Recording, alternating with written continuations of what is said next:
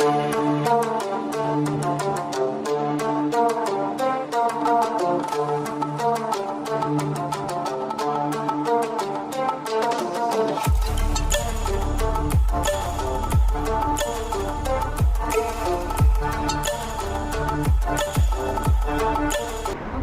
Friends, ಎಲ್ರಿಗೂ ನಮಸ್ಕಾರ. Welcome to my channel. ನಿನ್ನೆ ಮಾಲ್ಗೆ ಹೋಗಿ ಬಂದಿದ್ದು ಟೈಮ್ ಆಗೋಯ್ತು. ಆಲ್ಮೋಸ್ಟ್ 9:30 ಆಗಿಬಿಟ್ಟಿತ್ತು. ನಾವು ಮನೆಗೆ ಬಂದು ಊಟ ಮಾಡಿ ಮಲಗಿಸ್ರೆ ಟೈಮ್ ಆಯಿತು. ಸೊ ಸ್ಪೇರಲ್ಲಿ ಶಾಪಿಂಗ್ ಮಾಡಿದೆ ಅಂತ ಹೇಳಿದಲ್ವ, ಅದೇನೇನು ತಂದಿದ್ದೀನಿ ಅಂತ ನಾನು ವೀಡಿಯೋ ಮಾಡ್ಕೊಳಕ್ಕಾಗಲಿಲ್ಲ. ಬ್ಲಾಗ್ ನಾನು ಅಲ್ಲಿಗೆ ಎಂಡ್ ಮಾಡಿದೆ. ಸೊ ಅದಕ್ಕೆ ಇವತ್ತಿನ ಬ್ಲಾಗ್ನಲ್ಲಿ ಸ್ಪೇರ್ನ ಏನು ಶಾಪಿಂಗ್ ಮಾಡಿದ್ದೀನಿ ಅಂತ ತೋರಿಸೋಣ ಅಂತ ಅಂದ್ಕೊಂಡಿದ್ದೀನಿ. ಸೊ ಜಾಸ್ತಿ ಏನೋ ಐಟಮ್ಸ್ ತೊಗೊಂಡಿಲ್ಲ. ಲಾಸ್ಟ್ ಟೈಮ್ ಡಿಮಾರ್ಟ್ ಶಾಪಿಂಗ್ ಹೋದಾಗ ಸ್ವಲ್ಪ ಎಲ್ಲ ಅಲ್ಲೇ ರೇಷನ್ ಎಲ್ಲ ತೊಗೊಂಡ್ಬಿಟ್ಟಿದ್ವಿ. ಸೊ ಈ ಟೈಮ್ ಜಾಸ್ತಿ ಅನ್ವಾಂಟೆಡ್ ಥಿಂಗ್ಸ್ ಬೇಡ ಅಂತಲೇ ಲಿಸ್ಟ್ ಮಾಡ್ಕೊಂಡು ಹೋಗಿದ್ದೆ. ಏನೇನು ಬೇಕೋ ಅಷ್ಟು ಮಾತ್ರ ಲಿಸ್ಟ್ ಮಾಡ್ಕೊಂಡು ಹೋಗಿ ತೊಗೊಂಡು ಬಂದಿದ್ದೆ. ಅದರಲ್ಲೂ ಸ್ವಲ್ಪ ಐಟಮ್ಸ್ ಎಲ್ಲ ಅದು ಇದು ಸ್ನ್ಯಾಕ್ಸ್ ಎಲ್ಲ ಸ್ವಲ್ಪ ಆ್ಯಡ್ ಆಗೋಯಿತು. ಸೊ ಓಕೆ ಇರಲಿ, ಬಟ್ ಏನು ಅಷ್ಟೊಂದು ರೇಷನ್ಸ್ ಏನು ತೊಗೊಂಡಿಲ್ಲ. ತೋರಿಸ್ತೀನಿ ನಾನು. ಇದು ಪಾಪುಗೆ ಅಂತ ಬೇಬಿ ಕಾರ್ನ್ ತೊಗೊಂಡಿದ್ದು. ಅವಳಿಗೆ ಏನು ಒಂದು ಫಂಕ್ಷನಲ್ಲಿ ಹೋದಾಗ ಇದು ಫ್ರೈ ಥರ ಮಾಡಿದ್ರು, ಕಬಾಬ್ ಥರ ಏನೋ ಮಾಡಿದ್ರು ಅನಿಸುತ್ತೆ. ಅದು ತುಂಬ ಇಷ್ಟ ಆಯಿತು ಅವಳಿಗೆ. ಸೊ ಅದಕ್ಕೆ ತುಂಬ ಇಷ್ಟಪಟ್ಟು ತಿಂತು. ಅದಕ್ಕೆ ಇದನ್ನು ಮಾಡೋಣ, ಯಾವತ್ತೂ ಮಾಡಿಲ್ಲ, ಅವಳು ಇಷ್ಟಪಟ್ಟಳು ಅಂತ ಮಾಡೋಣ ಅಂತ ಇದೊಂದು ತೊಗೊಂಡು ಬಂದೆ. ಮತ್ತು ಇದು ಚೆರಿ ಫ್ರೂಟ್ಸ್ ಇತ್ತು. ಚೆರಿ ಫ್ರೂಟ್ಸ್ ಅವಳಿಗೆ ತುಂಬ ಇಷ್ಟ, ಕೇಕ್ನಲ್ಲೆಲ್ಲ ತಿಂತಾಳೆ ಚೆನ್ನಾಗಿ. ಅದಕ್ಕೆ ಇದು ಇಷ್ಟ ಆಯಿತು, ಅದಕ್ಕೆ ಇದೊಂದು ತೊಗೊಂಡು.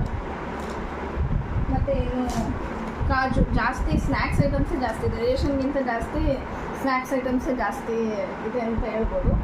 ಇದೊಂದು ಕಾಜುದು ಆಫರ್ ಇತ್ತು.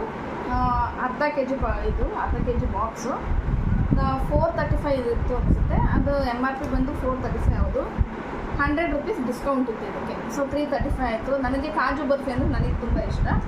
ಮತ್ತು ಪಾಪುನು ತಿಂತಾಳೆ ಕಾಜು ಬರ್ಫಿನ. ಸೊ ಅದಕ್ಕೆ ಅದೊಂದು ಎಲ್ಲಿಗೆ ಹೋದ್ರೂ ಕಾಜು ಬರ್ಫಿ ಒಂದು ಡಿಮಾರ್ಟಲ್ಲೂ ಸಿಗುತ್ತಲ್ವ, ಅಲ್ಲೆಲ್ಲ ಹೋದಾಗ ಆಫರ್ ಸಿಗುತ್ತೆ ಅಂತ ತೊಗೊಂಡ್ಬರ್ತೀನಿ. ಸೊ ಅದೊಂದು. ಮತ್ತು ಇದು ನನ್ನ ಹಸ್ಬೆಂಡು ಜ್ಯೂಸ್ ತೊಗೊಂಡ್ರು. ಇದು 2 ಫ್ಲೇವರ್ ತೊಗೊಂಡಿದ್ದಾರೆ. ಒಂದು ಇದು ಗೋವಾ ಮತ್ತು ಇದೊಂದು ಲಿಚ್ಚಿ ತೊಗೊಂಡಿದ್ದಾರೆ. ಲಿಚ್ಚಿದು ರೆಡಿ ಟು ಸರ್ವ್. ಏನು ಬೇರೇನು ಆ್ಯಡ್ ಮಾಡೋಂಗಿಲ್ಲ. ಅಂದರೆ ವಾಟ್ರಲ್ಲೇ ಆ್ಯಡ್ ಮಾಡಿ ಬರುತ್ತಲ್ಲ, ಸ್ವಲ್ಪ ಫ್ಲೇವರ್ಸ್ ಥರ ಬರುತ್ತೆ, ಅದನ್ನ ವಾಟ್ರಲ್ಲೇ ಆ್ಯಡ್ ಮಾಡಬೇಕಲ್ಲ, ಆ ಥರನೇ ಇಲ್ಲ, ರೆಡಿ ಟು ಸರ್ವೆ. ಅದೊಂದು ತೊಗೊಂಡ್ರು. ಮತ್ತು ಪೂರಿ ತೊಗೊಂಡಿದ್ದು. ಇದು ನನ್ನ ಹಸ್ಬೆಂಡಿಗೆ ತೊಗೊಂಡಿರೋದು. ಅವರು ಪೂರಿ ಅವ್ರು ತೊಗೊಂಡಿದ್ದಾರೆ. ಇದಕ್ಕೆ ಮಿಕ್ಸ್ಚರನ್ನು ಅವರು ಪೂರಿ ಜಾಸ್ತಿ ಇಷ್ಟ ಅವರಿಗೆ, ಎಲ್ಲೋದ್ರೂ ಅದನ್ನು ತಗೊಳ್ತಾ ಇರ್ತಾರೆ. ಮತ್ತು ಒಂದು ಟಿಶ್ಯೂ ತೊಗೊಂಡೆ. ಟಿಶ್ಯೂ ಮನೆಯಲ್ಲಿ ಮಗು ಇರೋದ್ರಿಂದ ಬೇಕಾಗ್ತಿರುತ್ತೆ ಅಂತ ಟಿಶ್ಯೂ ಒಂದು ತೊಗೊಂಡೆ. ಮತ್ತು ಇದನ್ನೆಲ್ಲ ಪಾಪುಗೆ ಸ್ನ್ಯಾಕ್ಸ್ ಅಂತ ಹೇಳ್ದಾಗೆ ಬರೀ ಸ್ನ್ಯಾಕ್ಸ್ ಐಟಮ್ಸೇ ಜಾಸ್ತಿ ಇದೆ, ತಿನ್ನೋ ಐಟಮ್ಸೇ ಜಾಸ್ತಿ ಇರೋದು ರೇಷನ್ಗಿಂತ. ಮತ್ತು ಇದು ಸಫೋಲಾ ಓಟ್ಸ್ ಅಂತ ತೊಗೊಂಡ್ವಿ. ಯಾಕಂದರೆ ಇದು ಬೆಳಗ್ಗೆ ಟೈಮು ಏನಾದರೂ ಅರ್ಜೆಂಟಾಗಿ ಮಾಡಬೇಕಂದ್ರೆ ಇದು ತುಂಬ ಯೂಸ್ಫುಲ್ ಆಗುತ್ತೆ. ಸೊ ಇದು ಚಿಕ್ಕ ಪಾಕೆಟ್ ತಂದು ಯೂಸ್ ಮಾಡಿದ್ವಿ. ಸೊ ಇಷ್ಟ ಆಯಿತು ನನ್ನ ಹಸ್ಬೆಂಡ್ಗೆ. ಸೊ ಅದಕ್ಕೆ ಈ ಸರ್ತಿ ದೊಡ್ಡ ಪಾಕೆಟ್ ತೊಗೊಂಡ್ಬರ್ತೀವಿ. ಬೆಳಗ್ಗೆ ಇವತ್ತು ಏನಾದರೂ ಅರ್ಜೆಂಟಾಗಿ ಟೈಮ್ ಇಲ್ಲ ಅಂತಂದರೆ ಇದನ್ನು ಮಾಡಿಕೊಟ್ರೆ ಈಸಿ ಆಗುತ್ತೆ. ಮತ್ತು ಇದೊಂದು ಮ್ಯಾಗಿ ಇರಲಿ ಅಂತ, ಯಾವಾಗಾದರೂ ಬೇಜಾರಾದಾಗ ತಿನ್ನೋಕ್ಕೆ ಚೆನ್ನಾಗಿರುತ್ತೆ ಅಂತ ಅದೊಂದು. ಮತ್ತು ಶುಂಠಿ ಬೆಳ್ಳುಳ್ಳಿ ಪೇಸ್ಟು. ಮತ್ತು ಇದು ನನ್ನದು ಬ್ರಷ್ ತುಂಬ ದಿನ ಆಗೋಗಿತ್ತು, ಅದಕ್ಕೆ ಬ್ರಷ್ ಚೇಂಜ್ ಮಾಡೋಣ ಅಂತ ನನಗೊಂದು ಬ್ರಷ್ ತೊಗೊಂಡೆ. ಸೆನ್ಸೋಡೇ ನಾನು ಯೂಸ್ ಮಾಡೋದು. ಲಾಸ್ಟ್ ಟೈಮು ಸೆನ್ಸೋಡೇನೆ, ಅದಕ್ಕೆ ಈ ಸರ್ತಿನೂ ನನಗೆ ಚೆನ್ನಾಗಿದೆ ಅನಿಸ್ತು, ಅದಕ್ಕೆ ಈ ಸರ್ತಿನೂ ಸೆನ್ಸೋಡೇನೆ ತೊಗೊಂಡೆ.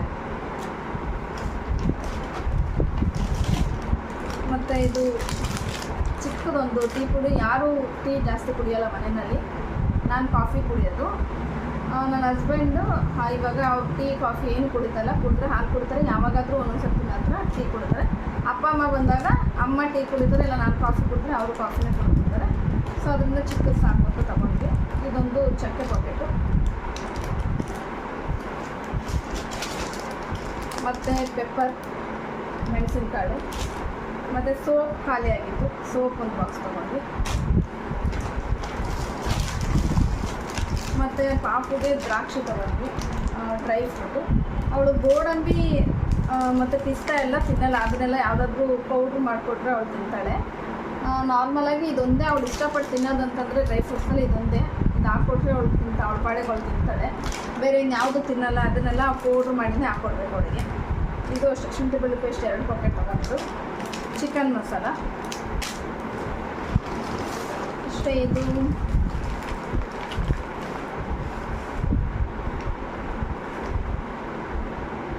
ಏನೋ ತೊಗೊಂಡಿದ್ದೀನಿ, ನನಗೆ ಗೊತ್ತಿಲ್ಲ. ಓಪನ್ ಮಾಡಿ ನೋಡಿದ್ರೇ ಗೊತ್ತಾಗುತ್ತೆ. ನೋಡೋಣ ಓಪನ್ ಮಾಡಿ ಏನಿದೆ ಅಂತ.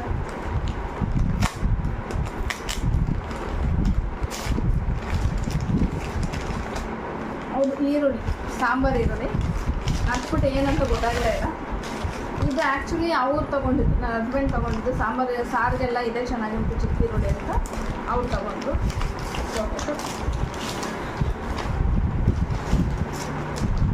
ಮತ್ತು ಇದು ಮಾವಿನ ಹಣ್ಣು ಪಾಪಕ್ಕೆ ತುಂಬ ಇಷ್ಟ, ಸೋನುಗೆ. ನಾನು ತಿಂತೀನಿ.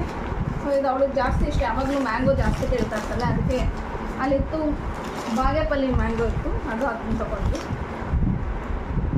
ಮತ್ತು ಇದು ಬೆಳ್ಳುಳ್ಳಿ ಮನೆಯಲ್ಲಿ ಸ್ವಲ್ಪ ಕಡಿಮೆ ಇದ್ದರಿಂದ ಬೆಳ್ಳುಳ್ಳಿ ತೊಗೊಂಡ್ವಿ. ಬಂಗಾಳಪಲ್ಲಿ ಮ್ಯಾಂಗೋ ಆ್ಯಕ್ಚುಲಿ ಅಷ್ಟೇ, ಇದೇನಿಲ್ಲ. ಇದು ಬಂದು ಗರಂ ಮಸಾಲ. ಇಷ್ಟ ಐಟಮ್ಸು ತೊಗೊಂಡಿದ್ದೇನು ತೊಗೊಂಡಿಲ್ಲ. ಇನ್ನೊಂದು ಪೊರ್ಕೆ ಒಂದು ತೊಗೊಂಡ್ವಿ. ಪೊರ್ಕೆ ಮನೆಯಲ್ಲಿ ಮುರಿದೋಗ್ಬಿಟ್ಟಿತ್ತು. ಅದು ಯಾವ ಥರ ಮಾಡಿದ್ದಾಳೆ ಅಂತ ತೋರಿಸ್ತೀನಿ ನಾನು ನಿಮ್ಗೆ ಆಮೇಲೆ. ನನ್ನ ಮಗಳೇ ಮುರಿದಾಕಿದ್ದು ಪೊರ್ಕೆನ. ಹೆಂಗಾಗಿದೆ ಅಂತಂದು 2 ಭಾಗ ಆಗಿಬಿಟ್ಟಿದೆ ಅದು ಪೊರ್ಕೆ. ಯಾವ ಸ್ಟೈಲಲ್ಲಿದೆ ಅಂತ ಆಮೇಲೆ ನಾನು ತೋರಿಸ್ತೀನಿ. ಸೊ ಅದು ಇರಲಿಲ್ಲ, ಅದೊಂದು ತೊಗೊಂಡ್ವಿ. ಮತ್ತು ಮರ್ತ್ಬಿಟ್ಟಿದೆ ನಾನು, ಇದೊಂದು ಜಗ್ಗೊಂದು ತೊಗೊಂಡ್ವಿ. ಇದನ್ನು ಅಷ್ಟೇ, ಇದಕ್ಕೂ ಒಂದು ಸ್ಟೋರಿ ಇದೆ.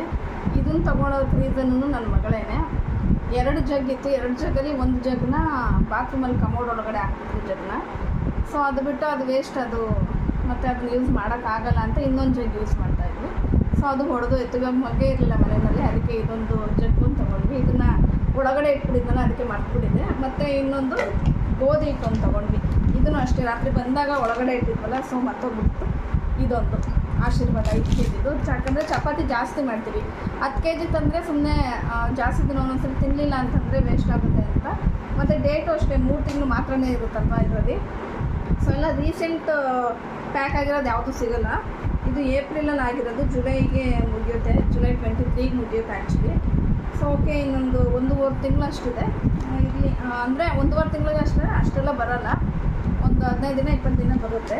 ಯಾಕಂದರೆ ಜಾಸ್ತಿ ಚಪಾತಿನೇ, ಬೆಳಗ್ಗೆನೂ ಚಪಾತಿ, ಮಧ್ಯಾಹ್ನ ಚಪಾತಿ, ರಾತ್ರಿನೂ ಚಪಾತಿ, ಜಾಸ್ತಿ ಚಪಾತಿ ಮಾಡ್ತೀವಿ ನಮ್ಮ ಮನೆಯಲ್ಲಿ.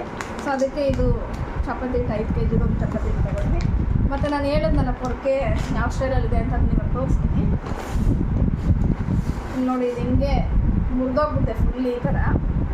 ಈ ಪ್ಲಾಸ್ಟಿಕ್ ಇರುತ್ತಲ್ಲ ಒಳಗಡೆ, ಸೊ ಅದೇ ಇಲ್ಲಿ ಒಳಗಡೆನೇ ಕಟ್ಟಾಗ್ಬಿಟ್ಟಿದೆ. ಇಲ್ಲಿ ಪ್ಲಾಸ್ಟಿಕ್ಕು ಒಳಗಡೆ ಕಾಣಿಸೋದೇ ಇಲ್ಲ, ಅದು ಪ್ಲಾಸ್ಟಿಕ್ ಒಳಗಡೆ ಇಲ್ಲಿ ಕಟ್ಟಾಗ್ಬಿಟ್ಟಿದೆ. ಒಳಗಡೆ ಕಟ್ಟಾಗಿದೆ ಮತ್ತು ಎಳೆಯಾಗಿ ಬಂದ್ಬಿಟ್ಟಿದೆ ಫುಲ್. ನೋಡಿ ಫುಲ್ ಈ ಥರ ಬಂದ್ಬಿಟ್ಟಿದೆ, ಗುಡ್ಸೋಕ್ಕೆ ಆಗಲ್ಲ. 2 ದಿನ ನಾನು ಇದರಲ್ಲೇ ಈ ಪೊರ್ಕೆನಲ್ಲೇ ಹಿಂಗೆ ಇಟ್ಕೊಂಡು ಕೆಳಗಡೆ ಹಿಂಗೆ ಫುಲ್ ಬಗ್ಗಿ ಇದರಲ್ಲಿ ಇಷ್ಟೇ ಉದ್ದದಲ್ಲಿ ಇಷ್ಟು ಇಟ್ಕೊಂಡು ಹಿಂಗೆ ಗುಡಿಸಿದ್ದೀನಿ. ಮೈಯೇ ಬೆನ್ನು ಎಲ್ಲ ನೋವು ಬಂದುಬಿಟ್ಟಿತ್ತು 2 ದಿನ. ಯಾಕಂದರೆ ನಾನು ಪೊರ್ಕೆ ಮುರಿದೋಯ್ತು. ಯಾಕೆ ತೊಗೊಂಡು ಗುಡಿಸ್ತಾ ಇದ್ದೀನಿ, ಟಪ್ಪಂತ ಹಂಗೇ ಮುರಿದೋಯ್ತು. ಆಮೇಲೆ ನೋಡಿದ್ರೆ ಇಲ್ಲಿ ಕಟ್ಟಾಗ್ಬಿಟ್ಟಿತ್ತು, ಇದು ಓಪನ್ ಆಗಿಬಿಟ್ಟಿದೆ ಪೈಪೇನೆ. ಸೊ ಅವಾಗೇನು ಮಾಡೋಕ್ಕಾಗಲ್ಲ, ಗುಡಿಸ್ದೆ. ಸಾಯಂಕಾಲ ಫೆವಿಕ್ವಿಕ್ ತಂದು ಸ್ವಲ್ಪ ಅಂಟಿಸಿದ್ರೆ ಸ್ವಲ್ಪ ಆಗುತ್ತೆ ಅಂತ ಅಂದ್ಕೊಂಡು ಫೆವಿಕ್ವಿಕ್ ತರೋಣ ಅಂತ ಅಂದ್ಕೊಂಡಿದ್ದೆ. ಅದನ್ನು ಹೇಳೋಕೆ ಅವ್ರ ಕೆಲಸದಿಂದ ಬರೋಷ್ಟರಲ್ಲಿ ಹೇಳೋದಕ್ಕೆ ಅದನ್ನು ಮರ್ತ್ಬಿಟ್ಟೆ. ಸೊ ನೆನಪೇ ಬರಲಿಲ್ಲ, ಪೊರ್ಕೆ ಮುರಿದೋಗಿದೆ ಅನ್ನೋದೇ ನೆನಪು ಬರಲಿಲ್ಲ. ನೆಕ್ಸ್ಟ್ ಡೇ ನಾನು ಕಸ ಗುಡ್ಸೋಕೆ ಹೋದ್ನಲ್ಲ, ಆವಾಗಲೇ ನೆನಪಾಗಿದೆ, ಪೊರ್ಕೆ ಮುರಿದೋಗಿದೆ, ಏನಪ್ಪ ಮಾಡೋದು ಇವಾಗಂತ. ಸೊ ಆವತ್ತು ನಾನು ಹಂಗೆ ಗುಡಿಸ್ದೆ. 2 ದಿನವೂ ಈಚೆ ಹೋಗಿದ್ದೀವಿ. 2 ದಿನ ಈಚೆ ಹೋದ್ರೂ ನೆನಪು ಬರಲಿಲ್ಲ ಪೊರ್ಕೆ ಹೇಳೋದಕ್ಕೆ. ಸೊ ನೆನ್ನೆ ಹೋಗಿ ನಾನು ಅದಕ್ಕೆ ಲಿಸ್ಟ್ ಫಸ್ಟ್ ನೋಟ್ ಮಾಡ್ಕೊಂಡಿದ್ದೆ ಪೊರ್ಕೆನ. ನಾನು ಲಿಸ್ಟಲ್ಲಿ ಅದು ನೋಟ್ ಮಾಡಿಕೊಂಡು ಫಸ್ಟ್ ತೊಗೊಂಡಿದ್ದು ಪೊರ್ಕೆನೆ. ಯಾಕಂದರೆ ಕಸ ಗುಡ್ಸೋಕ್ಕೆ ಬೇಕಾಗಿರೋದೇ ಅದು ಇಂಪಾರ್ಟೆಂಟ್. ಅದಿಲ್ಲ ಅಂದರೆ 2 ದಿನ ಗುಡಿಸಿ ನನಗೆ ಫುಲ್ ಕೆಳಗಡೆ ಹಿಂಗೆ ಬಕ್ಕೊಂಡು ಗುಡಿಸಿದ್ದೀನಿ. ಅದು ಗುಡಿಸಿ ನನಗೆ ಎಲ್ಲ ಬೆನ್ನು ಮೈನೋ ಎಲ್ಲ ಬಂದುಬಿಟ್ಟಿತ್ತು. ಸೊಂಟ ನೋವು ಜಾಸ್ತಿ ಬಂದಿತ್ತು. ಅದಕ್ಕೆ ಅದೊಂದು ತೊಗೊಂಡಿದ್ದು. ಇದನ್ನು ತೊಗೊಂಡು ಬರೀ ಇನ್ನು 2 ತಿಂಗಳು ಆಗಿಲ್ಲ ಈ ಪೊರ್ಕೆ ತೊಗೊಂಡು. ಇದಕ್ಕೆ ಮುಂಚೆ ಇದ್ದಿದ್ದು ಪೊರ್ಕೆನೇ ಇದೇ ಸ್ಟೈಲಲ್ಲಿ ಮುರಿದಾಕಿತ್ತು. ತಗೊತಾಳೆ, ಫ್ರಿಡ್ಜ್ ಕೆಳಗಡೆ ಹಾಕೋದು, ಇಲ್ಲ ಯಾವುದಾದ್ರೂ ಟೇಬಲ್ ಕೆಳಗಡೆ ಹಾಕಿ ಹಿಂಗೆ ಬಿಡೋದು, ಆ ಥರ ಮಾಡ್ತಾಳೆ. ಅದನ್ನು 2 ತಿಂಗಳು ಮುಂಚೆ ಅದು ಇನ್ನೊಂದು ಪೊರ್ಕೆ ಮುರಿದಾಕೋದು. ಅದು ಮುರಿದೋಗಿದ್ದಕ್ಕೆ ಇದು ತೊಗೊಂಡ್ವಿ. ಸೊ ಇದನ್ನು ಮುರಿದೋಯ್ತು. ಇವಾಗ ಅದನ್ನು ತೊಗೊಂಡಿದ್ದೀವಿ. ಅದನ್ನು ಯಾವಾಗ ಮುರಿದಾಕ್ತಾಳೆ ಅಂತ ಗೊತ್ತಿಲ್ಲ, ನೋಡೋಣ. ಇವಾಗ ಸದ್ಯಕ್ಕಂತ ಈ ಪೊರ್ಕೆ ತೊಗೊಂಡು ಎತ್ತಿಡಬೇಕು, ಎಲ್ಲಿ ಎತ್ತಿಡೋದಂತ ಗೊತ್ತಿಲ್ಲ. ಎಲ್ಲಿ ಎತ್ತಿಟ್ಟು ತೊಗೊತಾಳೆ, ಅದಕ್ಕೆ ಅದೊಂದು ತೊಗೊಂಡ್ವಿ. ಸೊ ಇಷ್ಟೇ ಶಾಪಿಂಗ್, ಇನ್ನೇನಿಲ್ಲ. ಇದಕ್ಕೆ ಆ್ಯಕ್ಚುಲಿ ಇಲ್ಲಿ ರೇಷನ್ ಇರೋದೇ ಕಮ್ಮಿ, ಸ್ನ್ಯಾಕ್ಸ್ ಐಟಮ್ಸೇ ಜಾಸ್ತಿ ಇದೆ. ಇದಕ್ಕೆ 3,000 ಆಗೋಯಿತು. ನಾವು ಅಷ್ಟು ತೊಗೋಬೇಕು ಅಂತಲೇ ಅಂದ್ಕೊಂಡಿರಲಿಲ್ಲ. ಒಳಗಡೆ ಹೋದ್ಮೇಲೆ ಹಣ್ಣು ಅದು ಇದು ಎಲ್ಲ ತೊಗೊಂಡು ಸ್ನ್ಯಾಕ್ಸ್ ಐಟಮ್ಸ್ ಎಲ್ಲ ತೊಗೊಂಡು ಜಾಸ್ತಿ ಆಯಿತು. ಸೊ ಸರಿ ನಾ ಅರ್ಜೆಂಟಲ್ಲಿ ಶಾಪಿಂಗ್ ಮಾಡಿದ್ದು, ಬೇಗ ಶಾಪಿಂಗ್ ಮಾಡಿದ್ವಿ. ಯಾಕಂದರೆ ನೆನ್ನೆ ಮೂವಿಗೆ ಬೇರೆ ಹೋಗಿದ್ವಲ್ಲ, ಮೂವಿಗೆ ಹೋಗಿ ಬರೋಷ್ಟರಲ್ಲೇ 6:40 ಏನೋ ಆಗಿತ್ತು ಈಚೆ ಬಂದಾಗ. ಅಲ್ಲಿಂದ ಮತ್ತೆ ಈಚೆ ಬಂದು ಸ್ಪೇರ್ ಒಳಗಡೆ ಹೋಗಿ ಎಲ್ಲ ಒಳಗಡೆ ಹೋಗೋಷ್ಟರಲ್ಲೇ ಆಲ್ಮೋಸ್ಟ್ 7 ಮೇಲೆ ಆಗಿತ್ತು ಅನಿಸುತ್ತೆ. ಸೊ ಅದಕ್ಕೋಸ್ಕರ ಮನೆಗೆ ಬರೋ ಟೈಮ್ ಆಗುತ್ತೆ ಅಂತ ಬೇಗ ಶಾಪಿಂಗ್ ಮಾಡಿಕೊಂಡು ಬಂದ್ಬಿಟ್ವಿ. ಅದಾದಮೇಲೆ ಮನೆಗೆ ಬರೋಷ್ಟರಲ್ಲಿ 9:30 ಆಗಿಬಿಟ್ಟಿತ್ತು. ಸೊ ಅದು ನಾನು ಬ್ಲಾಗ್ ಕಂಟಿನ್ಯೂ ಮಾಡೋಕ್ಕೂ ಆಗಲಿಲ್ಲ, ಬರೀ ಊಟ ಮಾಡಿಬಿಟ್ಟು ಮಲಗಿಬಿಟ್ವಿ. ಸೊ ಅದಕ್ಕೆ ಇವತ್ತು ರೇಷನ್ ಏನೇನು ತೊಗೊಂಡ್ವಿ ಅಂತ ಇವತ್ತು ಬ್ಲಾಗಲ್ಲಿ ತೋರಿಸ್ತಾ ಇದ್ದೀನಿ.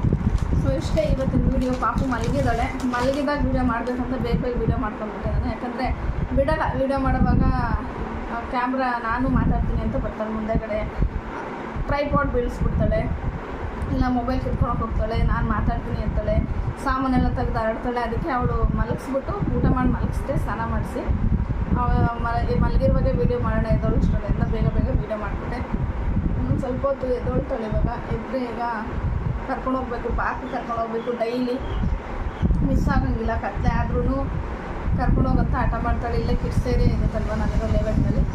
ಸೊ ಅಲ್ಲಿ ಕರ್ಕೊಂಡೋಗ್ಬೇಕು. ಈಗ ಇನ್ನೊಂದು ಸ್ವಲ್ಪ ಹೊತ್ತು, ಇನ್ನೊಂದು 10 ಮಿನಿಟ್ಸ್ ಇಲ್ಲ 15 ಮಿನಿಟ್ಸಲ್ಲಿ ಎದ್ಬಿಡ್ತಾಳೆ. ಇವಾಗ 5 o'clock ಆಗಿದೆ ಟೈಮು. ಎದ್ದೊಳ್ತಾಳೆ 5:30 ಅಷ್ಟರಲ್ಲಿ ಎದ್ದೊಳ್ತಾಳೆ, ಕರ್ಕೊಂಡೋಗ್ಬೇಕು. ಸೊ ಬಿಸಿಲು ಕಮ್ಮಿ ಆಗಿದೆ, ಇವಾಗ ಬಿಸಿಲಿಲ್ಲ. ಸೊ 6 ಅಷ್ಟರಲ್ಲಿ ಫುಲ್ ಬಿಸಿಲು ಕಮ್ಮಿ ಆಗುತ್ತಲ್ಲ. ಸೊ ಪಾರ್ಕ್ ಕರ್ಕೊಂಡು ಹೋಗ್ಬೇಕು. ಅವ್ಳು ಬರೋಷ್ಟರಲ್ಲಿ ನಾನು ಬೇರೆ ಸ್ವಲ್ಪ ಇದೆಲ್ಲ ರೇಷನೆಲ್ಲ ಎತ್ತಿಟ್ಕೊಂಡ್ಬಿಡ್ತೀವಿ. ರೇಷನೆಲ್ಲ ಎತ್ತಿಟ್ಟಷ್ಟರಲ್ಲಿ ಪಾಪು ಇದ್ಲು. ಎದ್ದ ಮೇಲೆ ಪಾರ್ಕಿಗೆ ಕರ್ಕೊಂಡು ಹೋಗಿ ಬಂದೆ. ಆಲ್ಮೋಸ್ಟು ಮನೆಗೆ ಬರೋಷ್ಟರಲ್ಲಿ 7 ಮೇಲೆ ಆಗಿತ್ತು, ಹತ್ತತ್ರ 7:30 ಆಗಿತ್ತು ಅನಿಸುತ್ತೆ. ಸೊ ಮತ್ತು ನಾನಿಲ್ಲಿ ರಾತ್ರಿಗೆ ಮೊಟ್ಟೆ ಸಾರನ್ನ ಮಾಡ್ತಿದ್ದೀನಿ. ಯಾಕಂದರೆ ಬೇಗನೂ ಮಾಡ್ಕೋಬೋದು, ಈಸಿಯಾಗಿರುತ್ತೆ, ಬೇಗ ಕೆಲಸ ಆಗಿಬಿಡುತ್ತೆ. ಸೊ ಅದರಿಂದ ಮೊಟ್ಟೆ ಸಾರೇ ಮಾಡ್ಕೊಳೋಣ ಅಂತ ಮೊಟ್ಟೆ ಸಾರು ಮಾಡ್ತಾಯಿದ್ದೀನಿ. ಇದು ಚಪಾತಿನ ಇಲ್ಲಾಂದರೆ ದೋಸೆ, ಎರಡರಲ್ಲಿ ಯಾವುದಾದ್ರೂ ಒಂದು ಮಾಡಿಕೊಂಡ್ರೆ ಎರಡಕ್ಕೂ ಚೆನ್ನಾಗಿರುತ್ತೆ. ಪಾಪು ಏನೋ ಸಾಂಗ್ ಹಾಕ್ಕೊಂಡು ಡ್ಯಾನ್ಸ್ ಆಡ್ತಾಯಿದ್ಲು, ಅವ್ರ ಅಪ್ಪನ ಕರೀತಾನೆ ಇದ್ಲು. ಸೊ ನಾನಿಲ್ಲಿ ಮೊಟ್ಟೆ ಒಬ್ಬಳೇ ಬಿಡೋಕ್ಕೆ ಕಷ್ಟ ಆಗುತ್ತಲ್ವ. ಸೊ ಅದಕ್ಕೆ ಅವರು ಸೌಟಿಗೆ ಬಿಡ್ತಾಯಿದ್ರು, ನಾನು ಅದನ್ನು ನಿಧಾನಕ್ಕೆ ಬಿಡ್ತಾಯಿದ್ದೆ. ಸೊ ಆ ಥರ ಬಿಡಲಿಲ್ಲ ಅಂದರೆ ಮೊಟ್ಟೆ ಎಲ್ಲ ಕಲಸೋಗ್ಬಿಡ್ತಲ್ವ. ಅದಕ್ಕೆ ಸಾರು ರೆಡಿ ಆಯಿತು. ಪಾಪು ಊಟ ಮಾಡಿಸಿ ನಾವು ಊಟ ಮಾಡಬೇಕು. ಸೊ ಇವತ್ತಿನ ಬ್ಲಾಗ್ನ ನಾನು ಇಲ್ಲಿಗೆ ಎಂಡ್ ಮಾಡ್ತಾಯಿದ್ದೀನಿ. ಮೊಟ್ಟೆ ಸಾರು ರೆಸಿಪಿ ಯಾರಿಗಾದ್ರೂ ಬೇಕಂದರೆ ನನಗೆ ಕಾಮೆಂಟ್ ಮಾಡಿ. ನೆಕ್ಸ್ಟ್ ವೀಡಿಯೋದಲ್ಲಿ ನಾನು ಮೊಟ್ಟೆ ಸಾರು ರೆಸಿಪಿದು ವೀಡಿಯೋ ಮಾಡಿ ಹಾಕ್ತೀನಿ. ಮತ್ತು ಇನ್ನೂ ಯಾರು ನನ್ನ ಚಾನಲ್ ಸಬ್ಸ್ಕ್ರೈಬ್ ಮಾಡ್ಕೊಂಡಿಲ್ಲ ಅವರೆಲ್ಲ ಸಬ್ಸ್ಕ್ರೈಬ್ ಮಾಡ್ಕೊಳ್ಳಿ, ಲೈಕ್ ಮಾಡಿ, ಶೇರ್ ಮಾಡಿ, ಕಮೆಂಟ್ ಮಾಡಿ. ಮತ್ತು ನಾನು ನೆಕ್ಸ್ಟ್ ವೀಡಿಯೋದಲ್ಲಿ ಸಿಗ್ತೀನಿ. ಅಲ್ಲಿವರೆಗೂ ಎಲ್ರಿಗೂ ಟೇಕ್ ಕೇರ್, ಬಾಯ್.